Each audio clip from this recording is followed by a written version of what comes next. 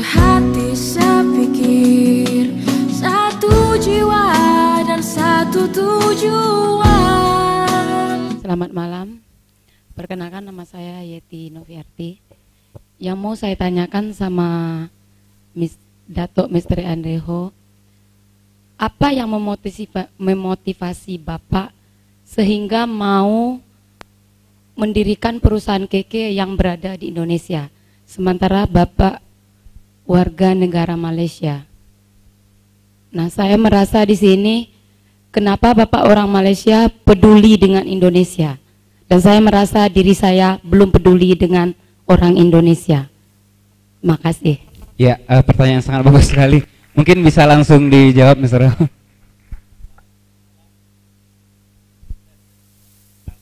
Banyak tangan ya. Sebelum KK, saya pernah menjabat General Manager di sebuah perusahaan MLM kerjasama Malaysia dengan Indonesia pada tahun 1990 sampai 1992, 2 tahun di Jakarta. Disitulah saya mulai berkenalan dengan banyak distributor MLM. Pada waktu itu MLM tak banyak, hanya bisa dihitung dengan tangan sahaja.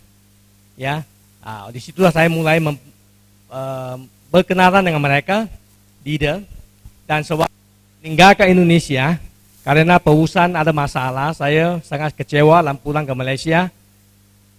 Dan leader-leader yang pada waktu itu bergabung mulai berkenalan dengan saya, ya, dan mereka pernah ikuti pelatihan saya, oke? Waktu itu adalah pelopo KK Indonesia sewaktu kita mendirikan. Pak Edi Ilio juga adalah teman-teman saya kenal pada tahun 1992. Cerita pada tahun 98 itu terjadi di Krismon, ya, banyak perusahaan bangkrut. Salah satu perusahaan yang gede yang mempunyai 7 perusahaan di bursa saham, 2 di Hong Kong yang begitu gede, ya, mempunyai bank juga. Nah, kebetulan beliau perusahaan itu juga memiliki sebuah perusahaan MLM. Yang pada waktu itu saya juga pernah, ya, mempunyai pelatihan untuk mereka. Karena pada waktu itu saya pernah jadi trainer 6 bulan, ya, 6 bulan, dan untuk mereka, maka perhubungan dengan leader masih ada. Suatu ketika perusahaan ini sudah mau bangkrut, mereka merasa bahwa perusahaan ini kecil, terlalu kecil untuk mereka diselamatkan. So mereka lebih baik selamat yang lebih besar. So distributor pada waktu itu merasa membutuhkan sebuah kapal yang baru. So telepon saya, minta saya membawa suatu perusahaan yang baru ke Indonesia.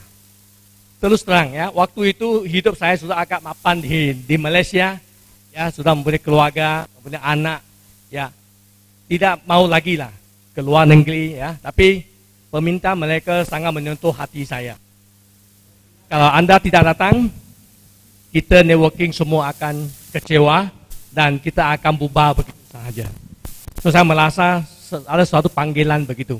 Oke lah, oke, saya akan datang. Pada waktu itu saya bekerja sama dengan Kang Seng Genko International yang berpusat di Thailand. Maka saya memperkenalkan mereka untuk lebih kenal lanjut tentang KK International. So teman-teman pada waktu itu adalah teman-teman yang sangat dekat, ya, yang hari ini melupakan pelopo KK Indonesia, ya. Mereka ke Thailand untuk melihat, ya, yang pada waktu itu adalah 5 tahun, setelah 5 tahun di Thailand. Nah, mereka yakin dan percaya, oh ini boleh, ini perusahaan yang besar, bisa, harus lebih cepat. Diskusi ini terjadi pada bulan Maret, ya, pada bulan Maret belum terjadi kerusuhan sebenarnya. Ya, kerusuhan itu lebih parah lagi. Akhirnya perusahaan ini mulai goyang, ya, maka mereka sedikit katakan harus lebih cepat. Kalau tidak nanti distributor semua akan meninggalkan kapal ini dan tak tahu kemana. Mereka tak ada kapal yang baru. So saya masih ingat pada waktu itu saya bilang, oke lah, saya tidak tersangka bahwa saya bisa kembali ke Indonesia. Terus terang, ya. Saya tidak ada perencanaan kembali ke Indonesia, hanya pada waktu itu hanya satu Oke lah, saya akan bantu kamu. Begini saja, satu janji saja yang begitu tulus, begitu ikhlas saja.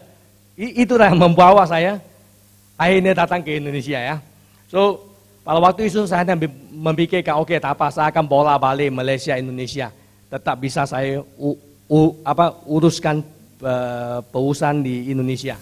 Tapi akhirnya dapati bahwa tidak bisa, karena seorang teman saya yang ditugaskan untuk menjaga KK di Jakarta itu kurang qualified. So akhirnya saya, pendapatan saya, partisipasi saya di KK sangat dibutuhkan. Akhirnya saya lebih banyak waktu di Indonesia, ya.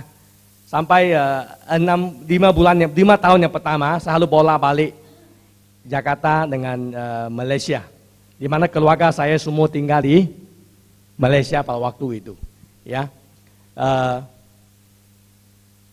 Sesuatu saya merasa sesuatu panggilan begitulah ya. Ada teman yang ikhlas, jujur begitu, maka saya dengan hati yang terbuka, oke lah, saya datang, begitu saja, ya. Setelah saya datang ke sini, ya, kita dengan kerjasama Pelopo yang luar biasa, kita melewati banyak ujian yang sangat menentang sekali, tapi bersyukur kita melewati satu demi satu, ya. So saya tidak pernah menyesal, ya. Bahkan saya bersyukur, ya, saya bisa datang ke Indonesia untuk membantu teman-teman. Dengan bantuan teman-teman sekalian, secara jujur kekayaan saya juga berlipat kali ganda dibanding dengan sebelum ini, ya. Kehidupan saya lebih luar biasa lagi.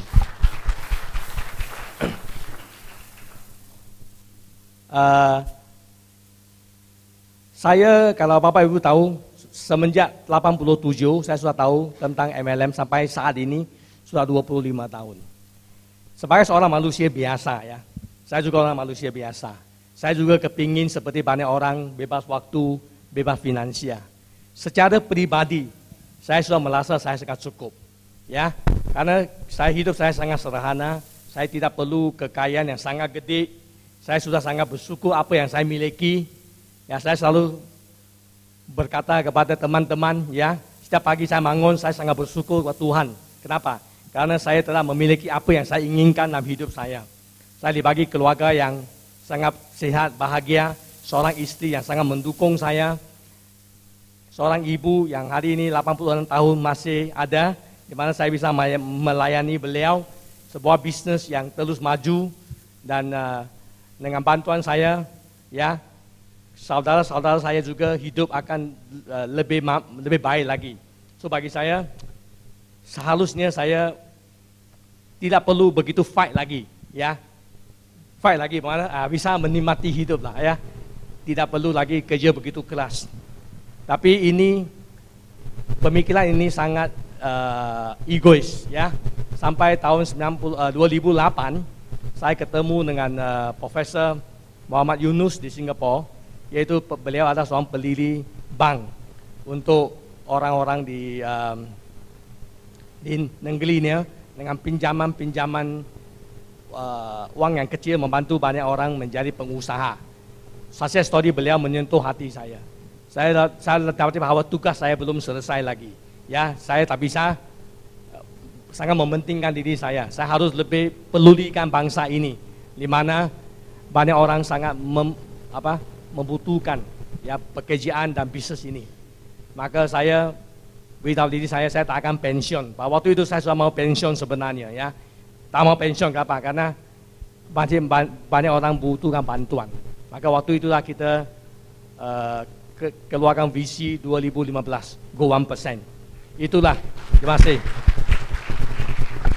Mulai hari itulah sebenarnya saya juga kerja lebih keras dibanding dengan tahun-tahun yang lalu, ya. Top management juga kerja lebih keras.